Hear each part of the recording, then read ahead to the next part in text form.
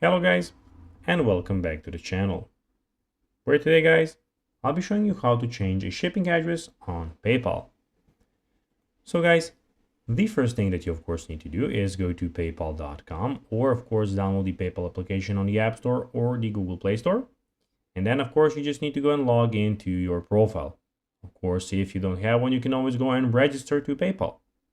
But now guys, let's see what we actually have in front of us here. We have the home screen, as you can see, the send, wallet activity and help. We have the send and request buttons and a lot of other buttons and options here. But now guys, let's see how you can actually go and change a shipping address on PayPal. So it is pretty simple and you just need to go and follow these few steps. So firstly, go to the top right corner of your screen and click on this button here.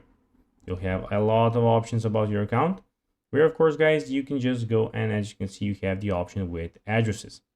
What you need to do is go and click on edit and of course type in the address that you want to change.